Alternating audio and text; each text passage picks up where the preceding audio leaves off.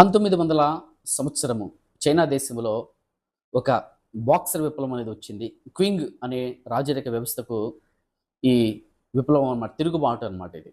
1632వ సంవత్సరంలో 36 సంవత్సరంలో రాజరిక వ్యవస్థ అనేది ఆ క్వింగ్ రాజరిక వ్యవస్థ ప్రారంభమైంది.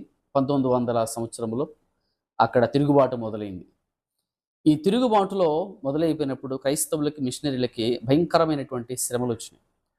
ఆ శ్రమలు వచ్చినప్పుడు ఆ శ్రమల్లో 17 సంవత్సరాల అమ్మాయి చూపించినటువంటి విశ్వాసము, ధైర్యము మనం చూద్దాం ఈరోజు. జరిగింది ఏంటంటే, అప్పుడు ఒక మిషనరీ బిల్డింగ్ ఉంది. ఆ బిల్డింగు పెద్ద బిల్డింగే. 101 మంది మిషనరీస్ ఉన్నారు ఆ బిల్డింగ్లో.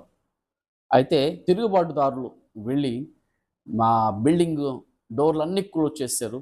ఒక డోర్ మాత్రమే ఉంచి లోపల దాక్కున్నటువంటి 101 మంది, వీళ్ళ భయం చేత వాళ్ళు దాక్కున్నారు. 101 మంది మిషనరీలు పిలిచారు. మీరు రండి, మీకు వేరే అవకాశం లేదు. ఈ బిల్డింగ్ని మేము బాంబు వేసేసి కూల్చేయబోతున్నాము. మీరు రాకపోతే మీరందరూ చచ్చిపోతారు, బయటికి రండి అంటే 101 మంది బయటకు వచ్చారు. అయితే ఆ బిల్డింగ్ పైన ఒక పెద్ద సిలువ ఉంది. ఆ సిలువను వాళ్ళు ఏం చేశారంటే, పైన ఉన్నటువంటి సిలువను పడగొట్టి ఆ ప్రధాన ద్వారం దగ్గర అక్కడ అడ్డంగా విడిచేసేసి వాళ్ళు చెప్పింది ఏంటంటే, ఈ సిలువను మీరు దాటుకొని వెళ్ళిపోతే మిమ్మల్ని ఏం చేయము అని అన్నారు. సిలువను మీరు సిలువను దాటకుండా సిలువ పక్కగా నడుచుకుంటూ వెళ్ళిపోతే మాత్రము చంపేస్తామన్నారు. అయితే వరుసగా ఒక 7 మంది సిలువను దాటుకుంటూ నడుచుకుంటూ వెళ్ళిపోయారు. వీళ్ళలో అతి చిన్న వయస్కురాలైనటువంటి ఈ అమ్మాయి 17 సంవత్సరాల యవనస్తురాలు ఏం చేసిందనంటే, సిలువను దాటడం అంటే యేసు ప్రభువును తృణీకరించడమే అని భావించి మాట్లాడి సిలువ పక్కగుండా నడుచుకుంటూ వెళ్ళిపోయింది. ఆమె తెగువను చూసినటువంటి మిగిలినటువంటి 93 మంది మిషనరీలు ఏం చేశారంటే, ఆమెనే వెంబడిస్తూ సిలువ పక్కగుండా నడుచుకుంటూ వెళ్ళిపోయారు. అయితే 94 మందిని చంపివేశారు. వాళ్ళు 94 మంది, ఈ అమ్మాయితో కూడా పాటు 94 మంది హతసాక్షులైపోయారు. ప్రియులారా, ఇక్కడ మనం గమనిద్దాం దయచేసి, మన విశ్వాసాన్ని కాపాడుకోవాలంటుంది. మన బైబిల్ ఏం చెప్తుందనంటే, ప్రకటన గ్రంథము 2వ అధ్యాయం 10వ వచనం, ఇదిగో మీరు శోధింపబడినట్లు అపవాది మీలో కొందరిని చెరలో వేయింపబోచున్నాడు. 10 దినములు శ్రమ కలుగును. మరణము వరకు నమ్మకముగా ఉండము, నేను నీకు జీవ కిరీటం ఇచ్చేదను అంటుంది. దేవుని స్తోత్రం కలుగును గాక. ఆమేన్, హల్లెలూయా. మరణం వరకు ఏం ఉండాలంట? నమ్మకముగా ఉంటే జీవ కిరీటము ఇస్తానని ప్రభు సెలవిస్తున్నాడు. వాళ్ళు మరణం వరకే ఆ 7 నమ్మకంగా ఉండలేకపోయారు. కానీ ఈ అమ్మాయి చూపించినటువంటి తెగువకు జరిగినటువంటిది ఏంటి అక్కడ? మిగిలిన వాళ్ళు కూడా విశ్వాసం చేత నింపబడ్డారు. దేవుని స్తోత్రం కలుగును గాక. సమూయేలు మొదటి గ్రంథములో 12వ అధ్యాయము 20వ వచనములో ఒక మాట ఉంటుంది.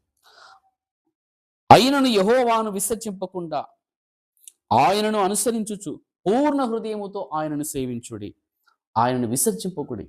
ఎట్టి పరిస్థితుల్లో కూడా మన ప్రభువుని విసర్జింపకూడదు. మన ప్రభువుని సేవించే వారముగా మాత్రమే ఉండాలని దైవ సేవకునిగా మీకు తెలియజేస్తున్నాను. నేను ఒక కోర్స్ చేస్తున్నాను అనమాట. గవర్నమెంట్ ఇదే, అది ఇంటి దగ్గర నుంచి వెళ్తూ ఉండేవాడిని. అయితే హాస్టల్ ఫెసిలిటీ కూడా ఇచ్చారు గవర్నమెంట్ వాళ్ళు. ఒక పీజీ చేసినటువంటి వ్యక్తి కూడా నాకు, అంటే ఆ పీజీ చేసినటువంటి అతను నాకంటే కొంచెం చిన్నోడే, అతని స్టోరీ మీకు చెప్పాలనుకుంటున్నాను. అతను కూడా ప్రార్థనకి వెళ్ళే వ్యక్తే. అయితే ఆ వార్డెన్ ఏంటంటే, టైం దాటి వెళ్ళిపోతే భోజనానికి హాస్టల్లో భోజనం పెట్టడు, లేకపోతే టిఫిన్, బ్రేక్ఫాస్ట్ ఏది కూడా పెట్టాడు అనమాట. అయితే అతను ఒక సాయిబాబా భక్తుడు. సాయిబాబా అంటే చాలా ఇష్టం అతనికి. నాకు గుర్తుండి ఒక సన్నివేశం ఆయన గురించి ఏంటంటే, అప్పుడు ఒక సాయిబాబా సినిమా వచ్చింది. దాంట్లో నాగార్జున యాక్ట్ చేసినట్టున్నాడు. నాకు అదే అనుకుంటున్నాను. ఆయన హాస్టల్లో ఉన్న పిల్లలందరూ కూడా ఆయనే టికెట్లు కొని ఉచితంగా సినిమా చూడమన్నాడు. ఇచ్చాడు. అంత పిచ్చి అనమాట అతనికి. అది భక్తి. మనమేమో అది సత్యం ప్రకారం వాక్యానుసారంగా మనం చూస్తే అదేంటంటే, అది అజ్ఞానంలో ఉన్నాడు, సత్యం తెలియకుండా ఉన్నాడు. నాకు కూడా చూడండి, టికెట్ ఇస్తాను, వెళ్ళి చూడండి అని అన్నాడు. కానీ నేను నిరాకరించాను. ప్రియులారా, దేవుని స్తోత్రం కలుగును గాక. అయితే అతను టైం దాటి బ్రేక్ఫాస్ట్కి వెళ్ళాడు. కానీ బ్రేక్ఫాస్ట్ చేసి వచ్చేసాడు.